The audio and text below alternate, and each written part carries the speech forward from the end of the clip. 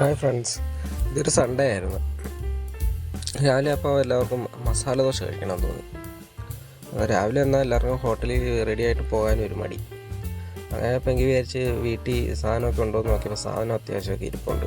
അന്നേരം നമ്മൾ വീട്ടിൽ തന്നെ തയ്യാറാക്കാമെന്ന് വിചാരിച്ചു. നമുക്ക് എങ്ങനെയാണെന്ന് നോക്കിയാലോ.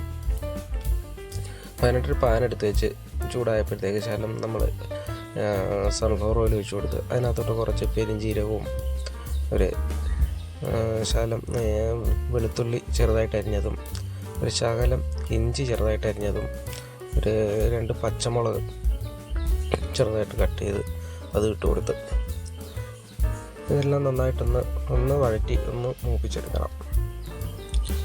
ഒരു 2-3 മിനിറ്റ് ഒട്ടൊന്ന് നന്നായി മൂപ്പിച്ച് കഴിയുമ്പോഴത്തേക്ക് അതിനകത്തോട്ട് ഒരു സവാള ചെറുതായിട്ട് സ്ലൈസ് ചെയ്ത് ഒന്നിട്ട് കൊടുക്കുക. അതിൻ്റെ കൂടെ തന്നെ ഒരു ചെറിയ ക്യാരറ്റ് അതും ചെറുതായിട്ടൊന്ന് സ്ലൈസ് ചെയ്ത് അത് ഇട്ട് കൊടുക്കുക. അതിട്ട് കൊടുത്ത് നന്നായിട്ടൊന്ന് ഇളക്കണം. അതിൻ്റെ കൂടെ തന്നെ നമ്മൾ ശകലം കറിവേപ്പിലയും കൂടി ഇട്ട് കൊടുത്തിട്ടുണ്ടായി.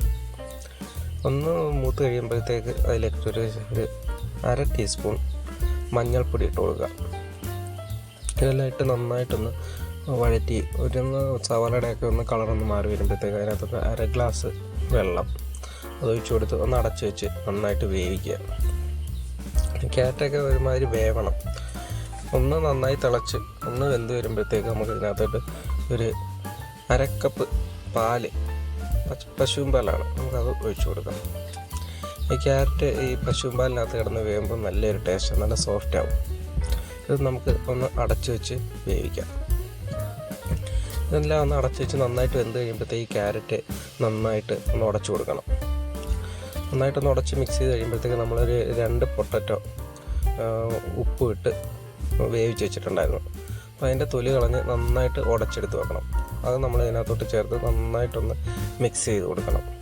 നല്ലപോലെ ഇത് ഈ നമ്മുടെ സവാളയും ക്യാരറ്റും ഈ പൊട്ടറ്റോ വേവിച്ചുടച്ചതും എല്ലാം കൂടെ നന്നായിട്ടൊന്ന് മിക്സ് ചെയ്ത് കൊടുക്കണം. ഇതെല്ലാം നന്നായിട്ട് മിക്സ് ചെയ്ത് വരുമ്പോഴത്തേക്ക് ഇതിനകത്തോട്ട് ഒരു പിടി മല്ലിയില അത് ഇട്ട് കൊടുക്കണം.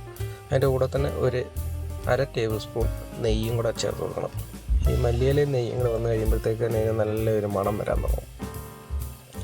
നല്ലൊരു മണമാണ് ഇതിന്. ഇതെല്ലാം കൂടെ നന്നായിട്ടൊന്ന് മിക്സ് ചെയ്ത് മാറ്റി വെക്കണം. നല്ലൊരു ഇത് മിക്സ് ആവണം.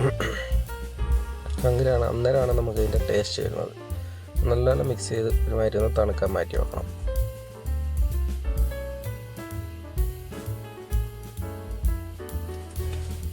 നമുക്കിനി ദോശ ഉണ്ടാക്കാൻ തുടങ്ങാം. ദോശ ഉണ്ടാക്കാനായിട്ടൊരു പാൻ അടുപ്പത്ത് വെച്ച് നമ്മൾ സാധാ ദോശ ഉണ്ടാക്കുന്ന മാതിരി ഒരു 2 തവി മാവ് ഒഴിച്ച് നന്നായിട്ട് നല്ല കനം കുറച്ച് നല്ലപോലെ പരത്തിയെടുക്കണം. നല്ല കനം കുറച്ചായിരിക്കണം പരത്തുന്നത്. എത്രയും കനം കുറയ്ക്കാതെ അത്രയും കനം കുറച്ച് പരത്തിയെടുക്കണം. അടുത്ത് വലിയ പാനൊക്കെ ഉണ്ടെന്നുണ്ടെങ്കിൽ എടുത്ത് വെച്ച് നല്ലപോലെ നമ്മുടെ ഹോട്ടലുകളിൽ കിട്ടുന്ന മാതിരി വലിയ പാനെടുത്ത് വെച്ച് അതിനകത്ത് നല്ല വലുതായിട്ട് പരത്തിയെടുക്കാം. നമ്മുടെ അടുത്തുണ്ടായിരുന്ന പാൻ എടുത്ത് വെച്ചാണ് നമ്മൾ മാക്സിമം പരത്തിയെടുത്തിരിക്കുന്നത് വലുതായിട്ട്. അപ്പോൾ നല്ലപോലെ പരത്തിയെടുത്ത് ഇത് നന്നായിട്ടൊന്ന് ചുമന്ന് വരുമ്പോഴത്തേക്ക് നമുക്ക് അതിനകത്തോട്ട് ഒരു സ്പൂൺ നെയ്യ് ഒഴിച്ചു കൊടുക്കാം. അന്നേരമാണ് നല്ലപോലെ പിന്നെ മൊരിഞ്ഞ് വരുന്നത്.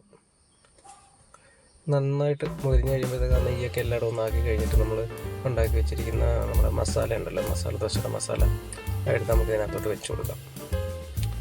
മസാല ദോശ ഉണ്ടാക്കാൻ ഇപ്പോൾ എല്ലാവർക്കും പറയേണ്ട കാര്യമൊന്നുമില്ല, എല്ലാവർക്കും അറിയാം. എന്നാലും നമ്മൾ ഉണ്ടാക്കുന്ന രീതി ഒന്ന് പറഞ്ഞാൽ ഇതിനകത്തൊരു 2 തവി മസാല എടുത്ത് വെച്ച് ഒന്ന് പരത്തി എടുത്ത് വെച്ച് കൊടുക്കാം. എന്നിട്ട് നല്ലപോലെ സൈഡെല്ലാം നല്ലപോലെ മുരിഞ്ഞ് വിട്ട് വന്നിട്ടുണ്ടാകും ദോശയുടെ. അങ്ങനെ നല്ലപോലെ നമുക്ക് വേണ്ടുന്ന ഷേപ്പിൽ സ്ക്വയറിലോ മടക്ക് ത്രികോണാകൃതിയിലോ എങ്ങനെയാണെന്ന് വെച്ചാൽ നമുക്ക് മടക്കി എടുക്കാം. നല്ല ടേസ്റ്റാണ് ഇതിൻ്റെ മസാല.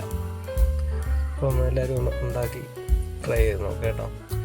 ഇഷ്ടപ്പെട്ട വീഡിയോ ലൈക്കും കമൻറ്റും ചെയ്ത് ചാനൽ സബ്സ്ക്രൈബ് ചെയ്യണേ. Thank you.